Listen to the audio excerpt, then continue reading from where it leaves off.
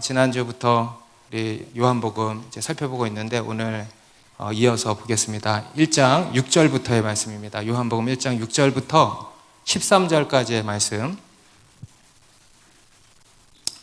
요한복음 1장 6절부터 13절 우리 다 같이 합독하겠습니다. 시작. 하나님께로부터 보내심을 받은 사람이 있으니 그의 이름은 요한이라.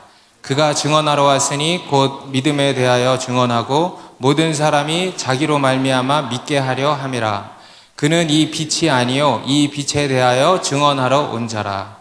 참 빛 곧 세상에 와서 각 사람에게 비추는 빛이 있었나니 그가 세상에 계셨으며 세상은 그로 말미암아 지은 바 되었으며 세상이 그를 알지 못하였고 자기 땅에 오매 자기 백성이 영접하지 아니하였으나 영접하는 자 곧 그 이름을 믿는 자들에게는 하나님의 자녀가 되는 권세를 주셨으니 이는 혈통으로나 육정으로나 사람의 뜻으로 나지 아니하고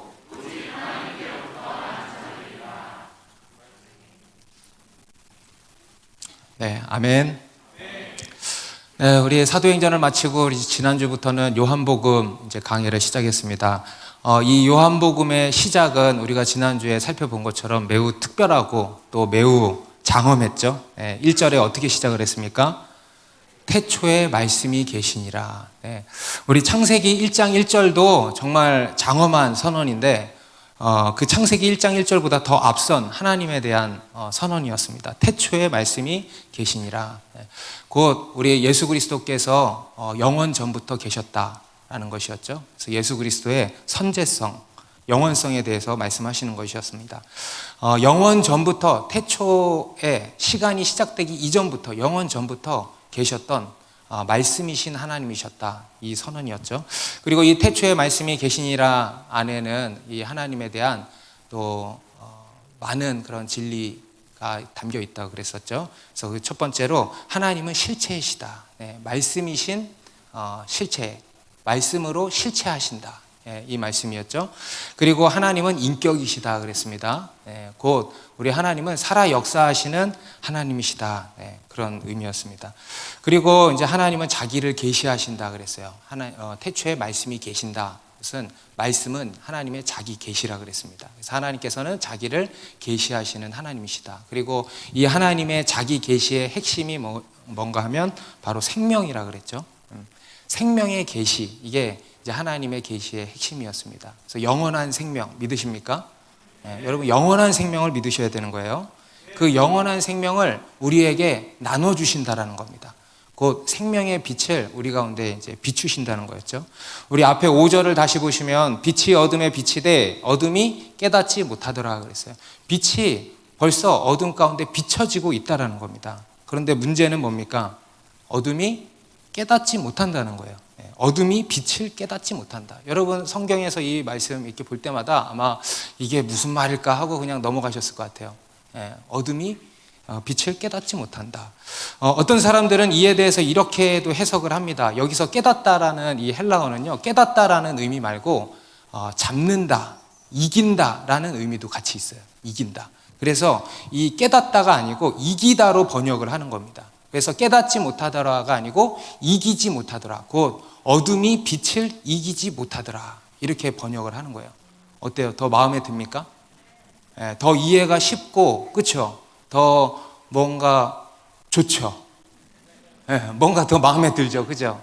실제로 우리 새번역 성경에도 보면은요, 그렇게 번역을 하고 있습니다. 그 빛이 어둠 속에서 비치니 어둠이 그 빛을 이기지 못하였다. 마음에 들죠?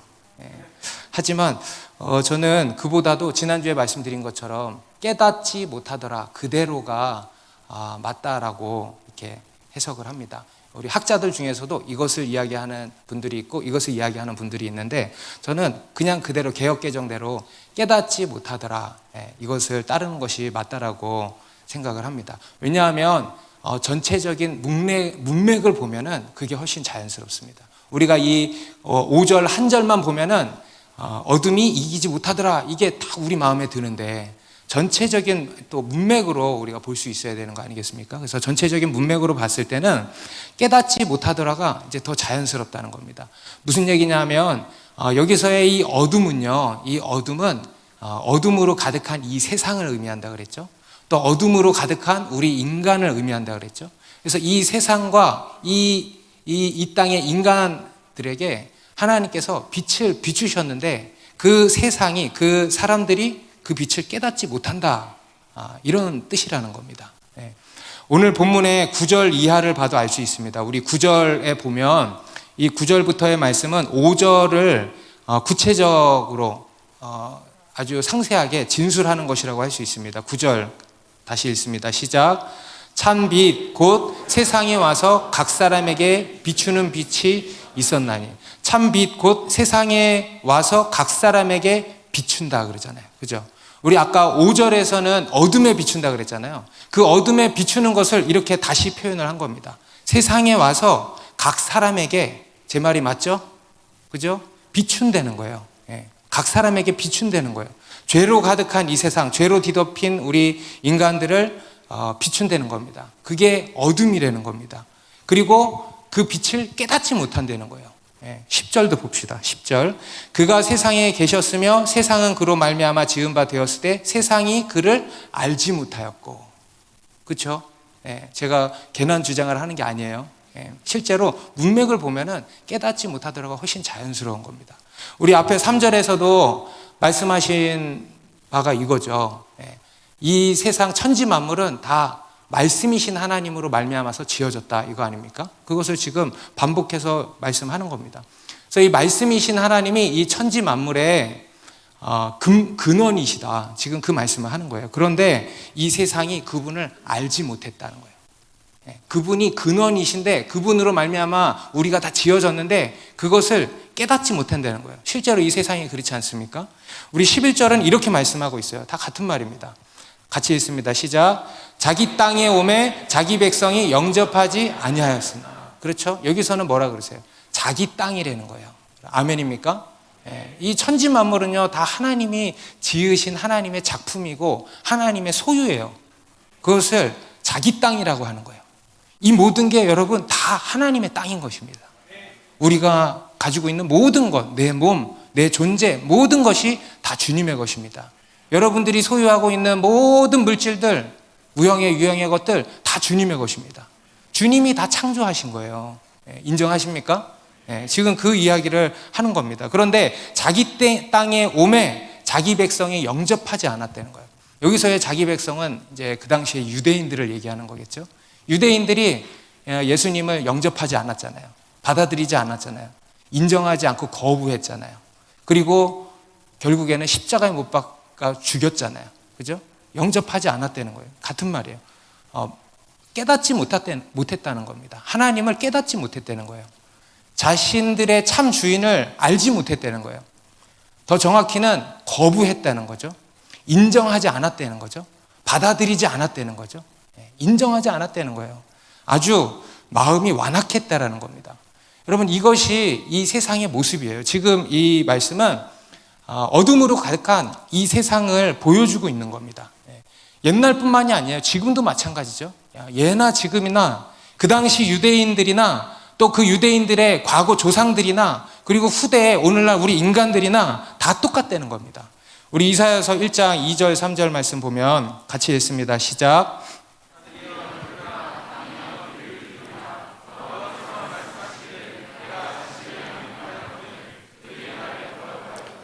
소는 그 임자를 알고 나귀는 그 주인의 구유를 알건만은 이스라엘은 알지 못하고 나의 백성은 깨닫지 못하는도다 하셨도다. 구약의 이스라엘 백성들, 그 당시에 유대인들의 조상들이죠. 그들을 향해서 하나님이 하신 말씀입니다. 하나님을 알지 못하고 깨닫지 못하고 곧 거역하고 거부하고 인정하지 않고 하나님을 몰아내고 했다는 거예요. 똑같아요. 오늘날 우리 인간들도 똑같아요. 우리들도 본질적으로 다 똑같습니다. 이게 이 세상의 모습인 것입니다. 우리 인간의 상태라는 거예요. 하나님을 깨닫지 못한다. 알지 못한다. 하나님을 거부하고 있다. 받아들이지 않는다. 인정하지 않는다는 거죠. 여러분, 실제로 이 세상을 보십시오. 우리는 이제 볼 수 있잖아요. 이 세상 하나님을 인정하지 않아요. 이 세상에 신은 없다 그러는 겁니다. 이 세상은 우연히 존재했다 그러는 겁니다. 절대적인 진리란 없다. 상대주의다. 이런 얘기 하는 거예요. 인간이 만물의 척도인 거다.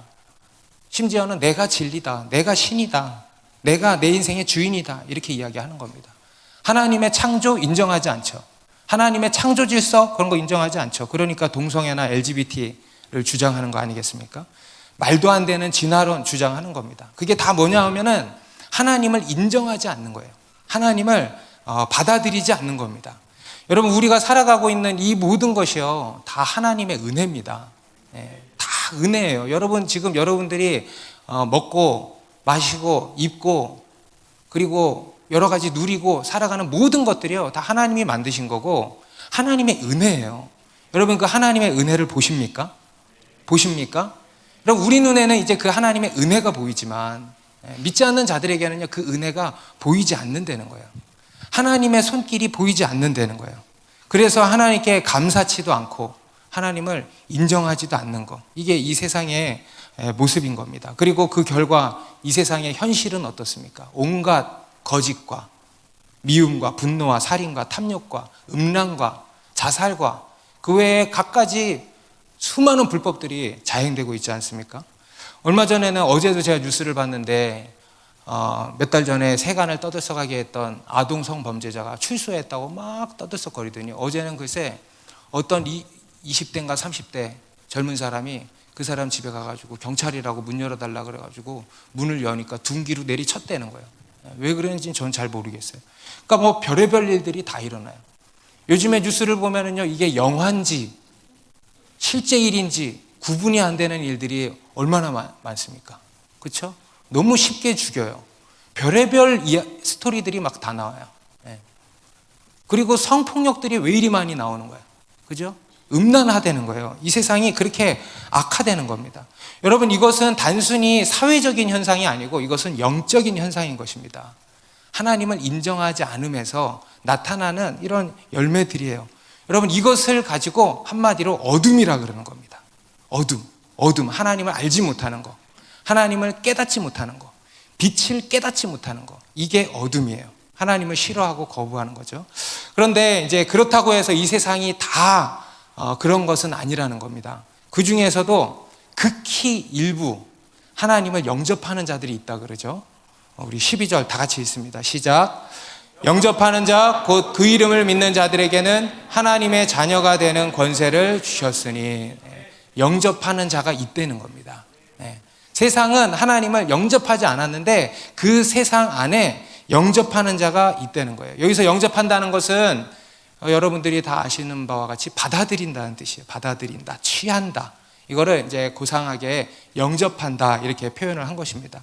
그러니까 예수님을 마음에 받아들이는 거예요. 예수님을 나의 주님으로, 나의 주인으로 받아들이는 겁니다. 곧 그 이름을 믿는 자라 그러죠. 그 이름을 믿는 자, 영접하는 자, 곧 그 이름을 믿는 자. 여러분, 우리가 예수님을 믿는다는 것은요, 단순히 그냥 예수님의 존재를 믿는 게 아니고 예수님을 영접하는 거예요. 예수님을 마음에 나의 주인으로 받아들이는 겁니다. 우리가 마음에 예수님을 나의 주인으로 받아들이면은요, 우리의 마음뿐 아니라 우리의 전 존재, 우리의 인생 가운데 예수님이 우리의 주님으로 들어오시는 거예요. 그것이 영접이고 그것이 믿음이라는 겁니다. 우리 인간이 하나님 앞에서 할 수 있는 최선이에요. 앞에서는 우리 인간의 하나님에 대한 반역이 뭐였습니까? 영접하지 않다였잖아요. 그죠? 하나님 앞에서 우리 인간의 가장 큰 죄와 악은요, 하나님을 영접하지 않는 거예요. 그럼 반대로 하나님께 할 수 있는 최선은 뭐라는 겁니까? 영접하는 거예요. 하나님을, 예수 그리스도를 영접하는 것, 생명의 빛을 영접하는 것, 이것이 인간이 하나님 앞에서 할 수 있는 최선이다, 이겁니다. 여기서 우리는 한 가지 이 중요한 사실을 좀 짚고 넘어가야 됩니다. 바로 우리가 이 믿는다는 거, 예수를 믿는다는 거, 이것은 그냥 단순히 지적인 동의와 다르다는 것을 우리가 기억해야 됩니다. 예수를 믿는다는 것은요, 앞에서 말씀드린 것처럼 예수님을 나의 주인으로 받아들이는 거예요. 나의 주인이심을 인정하는 겁니다. 그래서 이 믿음과 지적 동의는요, 다른 겁니다. 많은 경우 우리가 이 지적 동의를 가지고 내가 믿는다라고 착각하는 경우들이 많습니다. 그런데 성경은요 그렇게 말씀하지 않습니다. 우리 야고보서 2장 19절에 보시면 내가 하나님은 한 분이신 줄을 믿느냐 잘 아는도다 귀신들도 믿고 떠느니라. 여러분 지금 귀신들도 어떻게 한다는 거예요? 하나님을 고백한다는 거예요. 믿음을 고백한다는 거예요. 지적으로 인정하고 그리고 입술로 시인한다는 거예요. 귀신들도. 우리 디도서 1장 16절에서도 같이 읽습니다. 시작. 그들이 하나님을 시인하나 행위로는 부인하니 가증한 자요 복종하지 아니하는 자요 모든 선한 일을 버리는 자니라. 자, 여기도 보시면 하나님을 시인한다는 거예요. 그렇죠? 머리로 지적으로 동의하고 그리고 입술로 시인한다는 거예요. 그런데 하나님을 시인하나 행위로는 부인할 수 있다라는 거죠. 이것은 참 믿음이 아니라는 겁니다. 믿음은 지적 동의가 아니라는 거예요.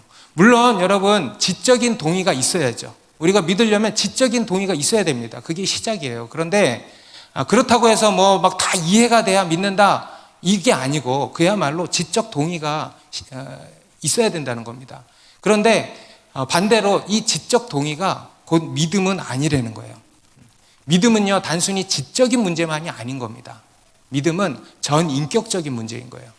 전인격적인 우리의 전 존재가 믿는 거예요. 곧 예수님을 나의 주인으로 주님으로 내 전 존재가 받아들이는 겁니다. 인정하는 겁니다. 그렇게 되면 어떻게 될까요? 우리의 주권이 이양되는 거예요. 그래서 예수를 믿으면 가장 중요한 게 뭐냐면 주권이 이양되는 거예요. 주권. 나에게 있었던 그 주인됨이 예수님께 하나님께로 이양되는 겁니다. 그리고 그렇게 되면 반드시 삶의 변화가 일어날까 안 일어날까? 일어난다는 거예요. 행함으로 나타나고 성품으로 나타나고 삶 전반의 모든 영역에 있어서 나타낸다는 거예요. 처음부터 그냥 한순간에 바뀌지는 않겠지만은 이 주권 이양이 시작되면서 이 시간을 따라서 점점 확장되어져 간다는 거예요. 주권이 계속 하나님께로 넘어가는 역사가 일어난다는 겁니다. 그래서 이 믿음을 우리는 한마디로 이렇게 정의할 수 있어요. 따라해 봅시다. 전인격적인 항복이다. 여러분 이렇게 해보세요. 항복. 두 손으로 나 이렇게 마이크 들었습니다. 항복 이렇게 하는 사람. 전인격적인 항복. 주님께 항복하는 거예요. 다시 믿음이 뭐라고요? 주님께 나의 전 인격이 항복하는 거예요. 이게 믿음인 겁니다. 그래서 우리가 예수를 믿었다고 하는데 여전히 내가 주인 되어 산다. 여전히 내 정욕대로 산다. 여전히 내 생각대로 이기적이게 산다. 여러분 그것은요 예수 믿은 거 아닙니다. 내가 아무리 지적으로 동의한다 할지라도 지적으로 다 믿는다고 입으로 시인한다 할지라도 삶 가운데 그러한 주권 이양의 역사가 일어나지 않으면요 그것은 참 믿음이 아니에요. 예수를 믿으면요 반드시 주권 이양의 역사가 일어난다는 겁니다. 여러분 그것이 믿음의 가장 중요한 요소입니다. 제가 최근에 잘 아는 지인분이 오랜 동안 예수를 안 믿으시다가 뒤늦게 예수를 믿게 되셨어요. 서울대 나오시고 지금은 치과 의사세요. 그러니 얼마나 높으시겠어요, 그죠? 그런데 최근에 이제 암이 찾아오셔가지고 암 치료 받고 이렇게 하다가 주님을 믿게 된 거예요. 그리고는 이제 요즘에는 너무 뜨거워지신 거예요. 그래가지고 인터넷에 있는 모든 설교를 다 섭렵하시면서 그걸 다 정리해서 카톡방에 올리고 이렇게 막 하는 거예요. 그래가지고 이제 제가 얼마 전에 그런 이야기를 이제 했어요. 이제 거기에 머무르면 안 되고 교회를 나가셔야 된다. 교회를 나가시도록 해라. 여러분 우리가 그렇게 지적으로 동의하고 지적으로 탐구하고 깨닫고 이렇게 하면서 신앙생활을 할 수도 있습니다. 그렇죠? 그런데 여러분 그것이 참 믿음이라고 볼 수는 없는 거예요. 진짜 참 믿음이라면요 머리로만 그렇게 성경을 탐구하고 하는 것이 아니고 그 성경을 가지고 살아내는 게 있어야 되는 겁니다. 그래서 우리 삶에 주권이 이양되고 그에 합당한 여러 삶의 변화의 열매들이 나타나야 된다는 거예요. 여러분 그게 믿는 것이고 그게 예수님을 영접하는 겁니다. 그리고 그렇게 영접하는 자, 곧 그 이름을 믿는 자들에게는 하나님이 무엇을 주신다고 하느냐? 놀라운 복을 약속하십니다. 정말 놀라운 복이죠. 하나님의 자녀가 되는 권세를 주신다는 거예요. 할렐루야. 하나님의 자녀가 되는 권세. 정말 놀라운 복이죠. 여러분에게 이 권세가 있습니까? 하나님의 자녀가 되는 권세. 세상 최고의 권세예요. 하나님이 우리에게 주실 수 있는 최고의 선물입니다. 여러분, 하나님께서는 우리에게 영원한 생명을 주셨습니다. 그것도 최고의 선물이죠. 그죠? 그것보다 더 큰 선물이 있으면 한번 이야기해 보세요. 영원한 생명보다. 나는 영원한 생명 말고 다른 거 주세요 라고 생각나는 게 있으면 한번 얘기해 보세요. 없죠. 영원한 생명보다 더 큰 선물은 없는 거예요. 그런데 그와 동시에 또 한 가지 최고의 선물이 있어. 영원한 생명도 최고의 선물인데 그것만이 아니고 또 한 가지 주시는 최고의 선물이 바로 하나님의 자녀가 되는 권세예요. 하나님의 자녀가 되는 권세. 우리 하나님께서는요, 최고가 많으십니다. 최고의 선물이 많아요. 영원한 생명도 최고의 선물인데 하나님의 자녀가 되는 권세라고 하는 또 다른 최고의 선물을 주시는 거예요. 제가 이거를 보면서 참 이런 생각이 들었습니다. 정말 이 요한복음 1장은 하나님의 선물 보따리로구나. 하나님의 선물 보따리로구나. 저한테 이 부제를 붙이려고 하면 그렇게 붙이고 싶어요. 하나님의 선물 보따리. 제가 항상 이 하나님의 자녀 되는 권세를 이야기할 때 드는 예화인데, 여러분 고아원 가보셨습니까? 고아원? 가보신 분들도 있고 안 가보신 분들도 있고. 네. 우리 단기선교회 가면은 고아원에 한 번씩 방문할 때가 있죠. 우리 인도네시아는 아예 이제 보아스 고아원으로 가고, 고아원에 가면은 많은 부모 없는 아이들이 있어요. 너무 불쌍하죠. 그죠? 그리고 정말 이 아이들을 위해서 무언가 내가 해주고 싶다라는 마음이 들기도 하죠. 그때 여러분 한번 생각해 보세요. 그 아이에게, 한 아이에게 내가 해줄 수 있는 최선이 있다면 뭘까? 내가 그 아이에게 해줄 수 있는 최선이 있다면 뭘까? 큰 돈을 줍니까? 막 10억을 줍니까? 아니면 뭐 대학 등록금을 다 대준다. 뭐 이런 정도 우리가 할 수 있겠죠. 그런데 그 이상의 최선이 있어요. 그게 뭐냐면 입양이에요. 입양. 제 실제적인 얘기를 하는 겁니다. 여러분, 고아에게 베풀 수 있는 최선이 뭐예요? 입양이에요. 입양보다 더 큰 최선은 없잖아요. 그죠? 물론 우리가 뭐 요즘에는 입양해가지고 막 안 좋은 소식들도 많이 있지만, 그런 거를 생각지 말고, 정말 입양하는 것 이상으로 최선이 없단 말이에요. 그렇죠? 최선이에요, 최선. 우리 하나님께서도 마찬가지입니다. 우리 인간에게 하나님이 주실 수 있는 최선은 뭐라는 겁니까? 입양이에요. 우리를 자녀 삼으신다는 겁니다. 우리를 하나님의 자녀로 삼으시는 것, 그게 하나님이 우리에게 주시는 최선 아닙니까? 그죠? 그거보다 더 큰 선물이 있다. 그럼 한번 또 얘기해 보세요. 없을 거예요. 나는 하나님의 자녀 말고요, 저는 다른 거 주세요. 아마 이제 교회 지난주에 오신 분들이나 이런 생각 하시겠죠. 그죠? 그런데 하나님의 자녀 되는 권세보다 더 큰 선물은 없는 겁니다. 영원한 생명, 하나님의 자녀 되는 권세. 지금 2주 동안에 이걸 우리가 받았어요. 얼마나 놀랍습니까? 하나님의 그야말로 정말 선물 보따리라는 거죠. 자, 그러면 하나님의 자녀가 되는 권세는 뭔가? 자녀가 되는 권세, 그야말로 하나님의 자녀가 되는 거예요. 근데 그게 뭔가 구체적으로 성경에서 말씀하는 바를 몇 가지 정리해 보겠습니다. 먼저는 하나님의 자녀가 되는 권세가 참 권세입니다. 하나님의 자녀가 되는 권세가 진정한 권세예요. 여러분, 우리 인간은요, 세상 사람들은 다 권세를 원합니다. 다 권세를 받기를 원하잖아요. 좀 있으면 대통령 선거 있는데 그것도 다 뭐예요? 대통령의 권세를 가지려는 거잖아요. 그죠? 그리고 또 우리 각자의 삶의 영역에서 막 높아지려고 하는 것은 다 뭐예요? 권세를 가지려는 거잖아요.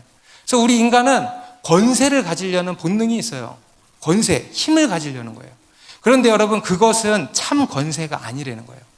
여러분, 대통령의 권세, 우리나라에 있는 가장 큰 권세, 대통령의 권세라고 할 수 있겠죠? 그런데 여러분, 그 권세를 보세요. 영원합니까? 그 임기 동안만이에요. 그 임기 동안에도 뭐 요새 보니까 힘도 별로 없는 것 같아.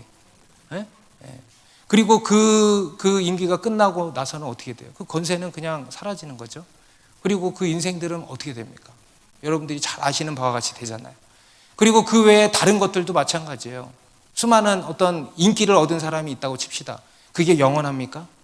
아니죠. 잠시 잠깐이에요. 잠시 잠깐. 예. 그래서 어떤 사람이 이 세상의 권세는 다 뜬구름과 같다라는 얘기를 했어요. 이 세상의 권세는 다 뜬구름과 같다는 거예요. 잠시 잠깐 있다가 사라지고 또 움켜쥐려고 해봐야 쥐어지지 않고 다 이런 거라는 거예요. 뜬구름과 같다는 겁니다. 이 세상의 권세는 참 권세가 아니라는 거예요. 그런데 참 권세가 있으니 그게 뭐냐면 하나님으로부터 나온 권세가 참 권세예요. 오늘 본문에서는 하나님의 자녀가 되는 권세를 주신다는 거예요.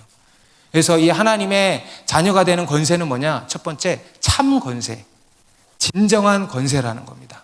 믿으십니까? 그리고 두 번째로 하나님의 자녀 되는 권세는 어떤 권세인가? 바로 하나님을 아빠 아버지라고 부르는 권세예요. 하나님을 아빠 아버지. 갈라디아서 4장 6절 같이 읽습니다. 너희가 아들이므로 하나님이 그 아들의 영을 우리 마음 가운데 보내사 아빠 아버지라 부르게 하셨느니라. 하나님의 아들의 영을 우리 마음 가운데 보내사 그로써 하나님을 아빠 아버지. 여기 성경에 실제로 나와 있는 단어입니다. 아빠. 아람어로도 아바라고 나와요. 아바. 아빠. 똑같죠, 의미? 아빠 아버지라고 부르게 하셨다는 거예요. 곧 하나님의 자녀 되는 권세는 뭐냐면 하나님을 아빠 아버지라고 부를 수 있는 권세라는 겁니다. 여러분, 이것은요 굉장히 놀라운 특권입니다.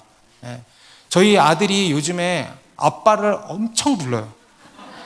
시도 때도 없이 불러요. 아빠, 아빠, 아빠, 아빠. 진짜로 아빠.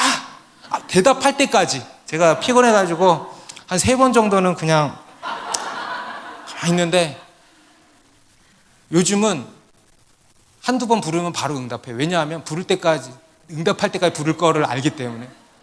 아빠, 아빠, 아빠. 저희 와이프가 옆에서 그러더라고요. 아, 아빠는 저렇게 부르는 거구나. 그걸 배운대요. 저희 아들 보고. 아빠는 저렇게 부르는 거예요. 아빠. 그런데 여러분, 제가 부른다고 뭐라 할 수 있습니까? 아빠를 아빠라고 부르는데. 그죠? 아빠를 부를 수 있는 권세가 있는 거예요. 아빠를 부를 수 있는 자격이 있는 거예요. 여러분, 우리가 하나님을 부를 수 있다는 것만으로도요 큰 특권입니다. 여러분, 우리가 맨날 하나님을 그냥 부르니까 그게 큰 특권인지 모르고 사는 거죠. 여러분, 하나님을 모르고 사는 이 세상 사람들 보세요. 하나님을 부르지 않고 살아가는 사람들이에요. 어떻게 살까? 저는 그런 생각이 들어요. 하루에도 수많은 문제가 이렇게 들이닥치는데 하나님을 부르지 않고 어떻게 살까? 마치 숨 쉬지 않고 사는 사람들 같아. 여러분, 우리가 하나님을 부를 수 있다는 것은요 놀라운 특권입니다. 그런데 그냥 하나님을 부르는 게 아니고 뭐예요? 하나님을 아빠라고 부른다는 거예요. 아빠라고. 놀랍지 않습니까? 하나님을 아빠라고 부른다는 거예요. 하나님을 부를 수 있는 가장 정말 하나님을 부를 수 있는 권세 중에 권세야. 하나님을 아빠 아버지라고 부를 수 있다는 거. 정말 놀라운 일이라는 겁니다. 그리고 여러분, 그렇게 아빠를 부르는 것에서 시작해서 자연스럽게 흘러나오는 게 뭐죠? 아빠만 부르고 안 나와? 아빠를 부르는 것에서부터 시작돼서 우리에게 자연스럽게 흘러나오는 게 기도잖아요. 기도. 그래서 하나님의 자녀가 되는 권세는 곧 기도하는 권세입니다. 놀라운 권세, 놀라운 특권이죠. 우리 마태복음 7장 11절 같이 읽습니다. 너희가 악한 자라도 좋은 것으로 자식에게 줄 줄 알거든 하물며 하늘에 계신 너희 아버지께서 구하는 자에게 좋은 것으로 주시지 않겠느냐. 우리가 하나님 아빠 아버지께 기도할 수 있고 또 우리가 기도하면 그 기도에 하나님이 응답해 주신다는 거예요. 그 특권을 얘기하는 거예요. 여기 보면은 그냥 주신다가 아니에요. 아버지께서 좋은 것으로 주시지 않겠느냐. 의문형으로 돼 있죠. 여러분, 의문형은 뭐다? 강조다. 반드시 주신다. 할렐루야. 그냥 주신다가 아니야. 아버지께서 좋은 것으로 주시지 않겠느냐. 강조하고 있어요. 반드시 주신다는 거예요. 믿으십니까? 네. 하나님의 자녀된 우리에게 기도할 수 있는 권세를 주셨다는 거예요. 얼마나 큰 특권입니까, 여러분? 아까도 말씀드렸지만 이렇게 문제 많은 이 세상 속에서 기도하지 않고 살아가는 사람들이 얼마나 불쌍해요. 그죠? 그리고 반대로 그렇게 기도할 수 있는 것, 곧 하나님을 아빠 아버지라고 부를 수 있는 우리는 얼마나 행복한 자들입니까? 그렇죠? 어제도 한 자매님이 이제 저한테 목사님 또 코로나 때문에 스트레스가 많으시겠네요. 그러는 거예요. 네. 물론 많아요. 어제 잠에서 일어나자마자 뉴스 보고 스트레스 이빨 막 받았어요. 근데 여러분, 우리는 스트레스가 오지만 마냥 스트레스에 눌리는 사람들이 아니라는 거예요. 제가 아침에 일어나서 스트레스 받고 마냥 스트레스 받고 하루 종일 있었을까? 아니죠. 네. 주님께 맡기는 거예요. 스트레스가 오면 주님께 맡깁니다. 제가 그 자매님한테 그랬어요. 괜찮아요. 주님께 맡기면 돼요. 그렇죠? 네. 여러분 어떤 문제가 있습니까? 괜찮은 거예요. 왜? 주님께 맡기면 돼요. 간단하잖아요. 여러분 우리가 힘든 거는요, 주님께 안 맡기니까 힘든 거예요. 간단해요. 인생이 간단해요. 주님께 맡기면은요 하나도 안 힘들어요. 네. 스트레스가 와도 주님께 맡기는 거예요. 이런저런 스트레스가 여러분 아침, 점심, 저녁으로 쭉 오죠. 여러 염려, 걱정, 두려움들이 쭉 오죠. 그렇잖아요. 그죠? 그럴 때 올 때마다 맡기는 거예요. 그냥 어렵지 않아요. 뭔가 갈등이 올라오면 맡기는 거예요. 누구 어떤 관계 가운데 어떤 문제가 있으면 맡기는 거예요. 그냥 주님께 맡기면 되는 거예요. 여러분 이게 얼마나 큰 특권입니까? 네. 여러분 삶에 어떤 문제가 있습니까? 그러면 맡기세요. 기도하세요. 재정의 문제 있습니까? 맡기세요. 어떤 해결돼야 될 문제 있습니까? 관계의 문제 있습니까? 맡기세요. 그냥 맡겨요. 맡겨요. 여러분 여름에 우리가 단기 선교 사역을 가잖아요. 단기 선교 저도 10년 갔다 왔어요. 팀장으로. 근데 제가 우리 다른 팀장 하는 사람들한테 항상 얘기합니다. 팀장의 역할은 딱 하나다. 여러분 리더의 역할은 딱 하나예요. 주님께 맡기는 거예요. 셀에 어떤 문제가 있죠? 맡겨요. 그냥 주님께 맡기면 돼. 계속 맡기는 거예요. 이런 문제 왔네? 주님께 맡겨. 계속 맡기는 거예요. 얼마나 삶이 쉽겠어요. 그죠? 그리고 그렇게 쉽고 가벼운 멍에인 거예요. 우리의 삶은. 그런데 그게 없다. 그게 없는 사람 보세요. 얼마나 불쌍합니까? 그죠? 그래서 우리는 이러한 놀라운 특권을 가진 거예요. 그리고 또 우리가 하나님의 자녀가 되는 권세는 뭘까? 하나님의 보호와 공급을 받습니다. 부모는요, 자녀를 책임집니다. 그래서 우리가 하나님의 자녀다. 이것은 뭐냐면 하나님 아버지가 우리 인생 책임진다 이거예요. 마태복음 6장 26절 읽습니다. 시작. 공중의 새를 보라. 심지도 않고 거두지도 않고 창고에 모아들이지도 아니하되 너희 하늘 아버지께서 기르시나니 너희는 이것들보다 귀하지 아니하냐. 여기 또 마지막에 뭐라 그래요? 너희는 이것들보다 귀하지 아니하냐. 뭐예요? 강조. 이것들보다 훨씬 귀하다. 이것들도 이렇게 기르시는데 그 집에 애완견도 아버지가 이렇게 다 잘 기르는데 자식일까 보냐. 너희는 이것들보다 귀하지 아니하냐. 반드시 돌보신다 이거예요. 반드시 책임지신다 이겁니다. 믿으십니까? 우리 로마서 8장 32절도 여기서도 봐봐. 같이 읽습니다. 시작. 자기 아들을 아끼지 아니하시고 우리 모든 사람을 위하여 내주시니가 어찌 그 아들과 함께 모든 것을 우리에게 주시지 아니하겠느냐. 모든 것을 우리에게 주신다가 아니고 주시지 아니하겠느냐. 주님의 마음이 전달되십니까? 주시지 아니하겠느냐. 반드시 주신다라는 거예요. 반드시 아멘. 책임지신다라는 거예요. 여러분 반드시 책임지십니다. 그래서 여러분 우리는 먹고 사는 것 가지고 고민하거나 염려하지 않습니다. 그게 하나님의 자녀 되는 권세예요.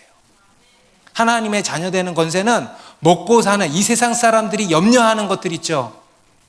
예수님이 마태복음 6장에서 그랬잖아요. 그거는 이방인들이나 하는 일이다. 이 세상에 먹고 사는 거 가지고 염려하는 거. 우리 그리스도인 하나님의 자녀 된 사람들은요, 그런 거 가지고 염려하지 않는다는 거예요. 그것 또한 특권이죠. 여러분 그런 거 염려 안 하시죠? 염려되긴 하죠. 염려되지만 염려 안 하죠. 그게 우리의 특권이에요. 얼마나 큰 특권이에요. 먹고 사는 거 염려 안 하고 사는 거 얼마나 큰 특권이에요. 감사하죠. 네. 그리고 하나님의 자녀 되는 권세가 또 뭔가 우리로 하여금 하나님의 상속자가 되게 하신다. 여러분 어디 가서 상속이라는 단어나 들어보겠어요? 우리가 상속받을 게 없잖아요. 상속이라는 단어나 들어봐. 네? 상속. 로마서 8장 17절입니다. 시작. 자녀이면 또한 상속자 곧 하나님의 상속자요 그리스도와 함께한 상속자니 우리가 그와 함께 영광을 받기 위하여 고난도 함께 받아야 할 것이니라. 여러분 TV에서 막 재벌들이 상속받고 그거 가지고 막 뭐 감옥 가고 욕 들어먹고 막 이런 얘기 하면서 와 진짜 재벌도 못하겠다 하지만 속에 부러운 마음이 있어요 없어요? 못해먹겠다 하지만 가능하다면 나도 한번 그 고난이 뭔지 한번 체험이나 해보고 싶다. 이런 부러움이 다들 있을 겁니다. 그런데 여러분 그것도 마찬가지예요. 잠시 잠깐이에요. 이 세상의 권세는요 뜬구름과 같고 이 세상에서 상속받는 것들이 다 뜬구름과 같아요. 여러분 무덤에 다 싸질머지고 갈 수 있습니까? 그거 다 무덤에 싸질머지고 갈 수 있어요? 집, 돈, 주식, 코인 뭐야 그거 다 자동차 집에 무덤에 다 싸질머지고 갈 수 있어요? 아니잖아요. 다 사라지는 것들이에요. 잠시 잠깐이에요. 제가 그걸 가지고 한 200년 누린다 그러면 말 안 하겠어. 근데 여러분 20년 누리면 길게 누릴 거라 아마. 그렇죠? 여러분 우리 인생은요 잠시 잠깐이에요 여러분. 그죠? 저도 그런 생각합니다. 지금 40대 초반인데 조금 있으면 50대고 조금 있으면 60대잖아. 그죠? 그러면은요 죽음 바라보고 가는 거예요. 어떻게 될지 모르죠 인간의 인생. 그죠? 네. 정말 잠시 잠깐이에요. 10년 금방 가요. 네. 그 뒤에는 더 금방 간다 그러잖아요. 금방 가는 거예요. 다 잠시 잠깐의 것들이에요. 네. 여러분 그것들은요 정말 우리의 진정한 기업이 될 수가 없는 것입니다. 네. 참 기업은요 하나님의 기업이에요. 곧 천국, 영원한 하나님의 기업, 나의 영원하신 기업, 천국이에요. 그 천국을 우리는 상속받게 됐다는 거예요. 믿으십니까? 여러분 천국의 상속자예요 우리는. 그래서 하나님의 자녀 되는 권세는 뭐냐면 상속자라는 거예요. 상속자. 그리고 마지막으로 매우 중요한 우리가 하나님의 자녀가 되는 권세에 또 한 가지 매우 중요한 특권이 있습니다. 그게 뭐냐면 한번 따라해 보세요. 징계. 실망했어요? 징계. 매우 중요한 특권입니다. 하나님께서는요 자녀된 우리를 단순히 먹이기만 하시고 키우기만 하시고 우리가 짐승입니까? 먹이고 키우고 입히고 그거는요 애완견들한테만 하는 거죠. 그렇죠? 여러분 자녀는요 먹이기만 하고 키우기만 하고 뭐 요구하는 거 응답만 해주고 사주기만 하고 여러분 그거는 부모가 아니에요. 참 부모는요 자녀를 올바른 길로 이끌어갑니다. 여러분 우리 하나님께서는요 자녀된 우리를 단순히 먹이고 기르시기만 하는 것이 아니고요 하나님의 형상대로 우리를 빚어가신다는 거예요. 하나님의 자녀다운 자들로 우리를 빚어가신다는 거예요. 거룩한 주님의 빛의 자녀들로 우리를 빚어가신다는 겁니다. 그리고 그것을 위해서 때로는 우리에게 무엇을 허락하신다? 징계를 허락하신다는 거예요. 징계. 여러분 이것이 하나님께서 우리를 그분의 자녀 삼으시는 가장 중요한 목표고 또 가장 중요한 목적입니다. 우리를 하나님의 형상으로 빚어가시는 것 그리고 때때로 그것을 위해서 우리를 징계하시는 것. 여러분 이게 하나님의 자녀되는 권세의 핵심이에요. 여러분 이 권세의 이 핵심이 빠지잖아요.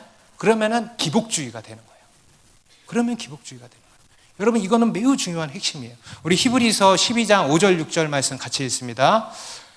또 아들들에게 권하는 것 같이 너희에게 권하신 말씀도 잊었도다. 일러스되 내 아들아 주의 징계하심을 경히 여기지 말며 그에게 꾸지람을 받을 때에 낙심하지 말라. 주께서 그 사랑하시는 자를 징계하시고 그가 받아들이시는 아들마다 채찍질하심이라 하였으니. 여러분 우리가 자녀가 잘못된 길로 가면 어떻게 해요? 징계하잖아요. 여러분 자녀가 도박 중독에 빠졌어. 성 중독에 섹스 중독에 빠졌어. 동성애에 빠졌어. 술독에 빠졌어. 잘못된 이단, 그 무서운 이단에 빠졌어. 그럼 어떡하겠어요? 할 수만 있다면 다리몽댕이를 부서뜨려서라도 그 영혼을 건져오는 거 아니겠습니까? 여러분 그게 부모의 사랑이에요. 그게 참 사랑이에요. 악의 구렁텅이를 향해서 죽음의 구렁텅이를 향해서 막 달려가요. 그런 가운데서 그냥 인권을 존중해줘요? 그래 내 아들의 인생이니까 존중해 준다. 내버려 둡니까? 여러분, 그건 사랑이 아니에요. 그건 무관심이잖아요. 그건 사랑이 아니에요. 참 사랑은요, 두들겨 패서라도, 다리몽댕이를 부서뜨려서라도 그 영혼을 건져오는 게 참 사랑인 것입니다. 그러니까 우리 하나님도 마찬가지예요. 아빠 아버지 되신 우리 하나님도요, 자녀된 우리가 잘못된 길로 간다 그러면 어떻게 해? 징계하시는 거예요. 이 징계가 없다 그러면 뭐예요? 하나님의 자녀가 아니라는 거예요. 징계라는 것은요, 하나님의 자녀라는 표징이에요. 자녀의 표징, 굉장히 중요한 표징입니다. 바로 징계예요. 여러분, 우리의 죄 문제는요, 굉장히 뿌리가 깊습니다. 단순치가 않아요. 어떤 사람들은요, 그냥 좋게 하면 안 돼요. 왜 이리 무서운 얘기를 자꾸 목사님이 하는 거예요? 왜 꼭 징계가 필요해요? 좋게 사랑으로. 근데 여러분, 죄를 영적으로 잘 이해하고 파악하는 사람들은요, 그게 절대 안 된다는 걸 알아요. 여러분, 죄라고 하는 이 세력이 얼마나 지독한지 아시죠? 죄는요, 굉장히 뿌리 깊고 굉장히 단순치가 않아요. 깊고 복잡합니다. 죄도 실체예요, 실체. 그냥 이 죄라고 하는 이 세력은요, 쉽게 해결되는 게 아니에요. 유야무야로 넘어가지는 게 아니라는 겁니다. 이 죄의 실제적인 세력에서 빠져나오기 위해서는요, 어떤 특별한 징계가 불가피한 거예요. 우리 아까도 읽었던 로마서 8장 17절 말씀에도 보면은 우리가 그와 함께 영광을 받기 위하여 고난도 함께 받아야 할 것이니라 그러잖아요. 그죠? 그게 바로 징계예요. 불가피한 거예요. 왜냐하면 이 죄는요, 굉장히 뿌리가 깊어요. 예수님도 마태복음 5장 29절 30절에서 이런 무시무시한 말씀을 하셨죠. 만일 내 오른 눈이 너로 실족하게 하거든 빼어 내버리라.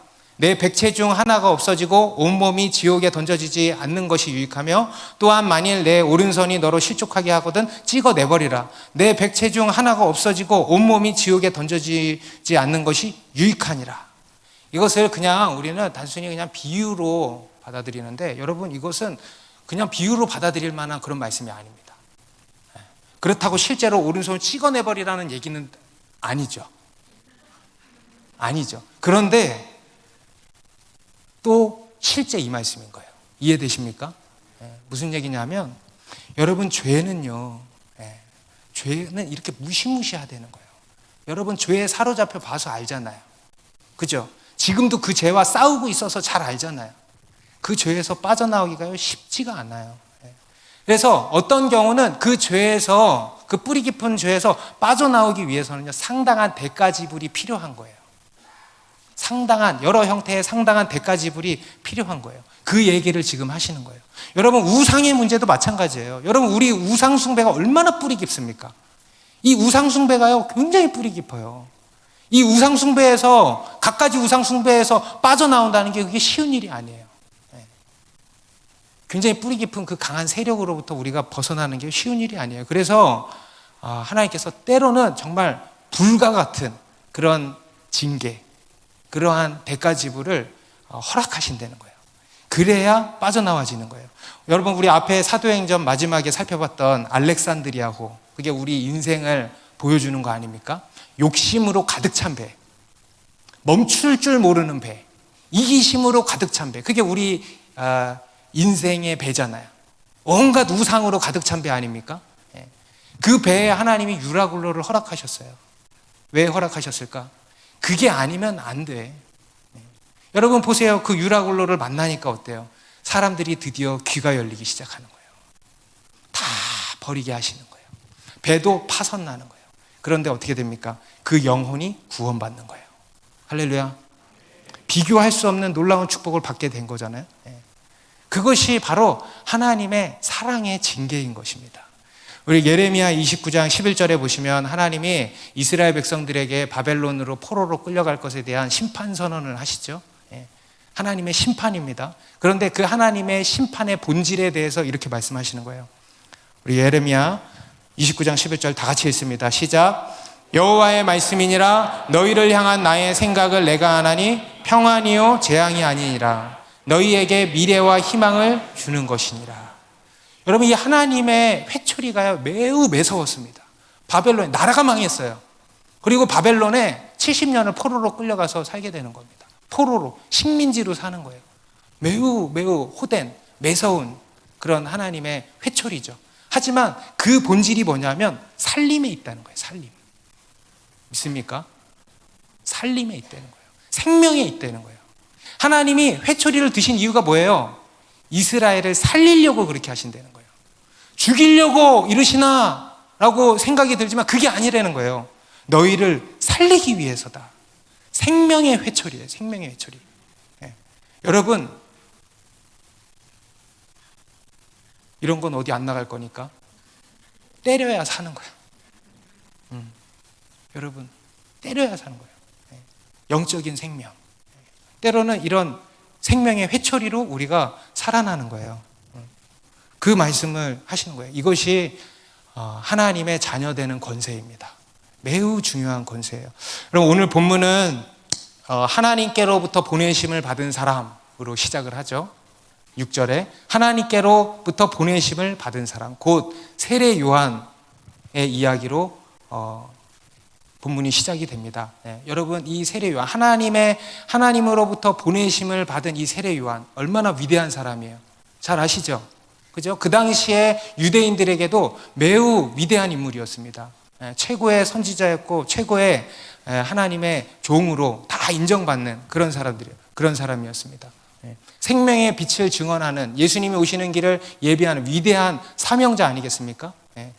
예수님께서도 분명히 그렇게 말씀하셨어요. 누가복음 7장 28절에서 여자가 낳은 자 중에 요한보다 큰 자가 없도다. 세례 요한이 가장 큰 자라는 거예요. 세례 요한이 가장 큰 권세라는 거예요. 그런데 오늘 본문 마지막을 보세요. 이 하나님께로부터 보내심을 받은 사람으로 오늘 본문이 시작해서 마치기를 무엇으로 마치는가 하면 13절에 오직 하나님께로부터 난 자들이니라. 하나님께로부터 난 자들이니라. 할렐루야. 여러분, 하나님께로부터 보내심을 받은 것도 굉장히 큰 권세죠. 그 사람도 굉장히 큰 자죠. 근데 그거보다 더 큰 권세가 나타났다는 거예요. 오늘 본문이 말씀하시는 바가 그겁니다.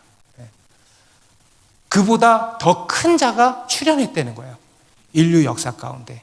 누굽니까? 그 이름을 믿는 자, 곧 하나님의 자녀가 된 자, 곧 하나님께로부터 난 자.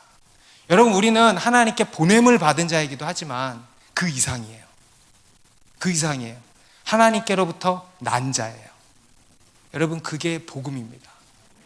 하나님께서, 예수 그리스도께서 이 땅 가운데 하신 일이 바로 이거예요. 새로운 인류가 나오도록 하신 거예요. 길을 내신 거예요.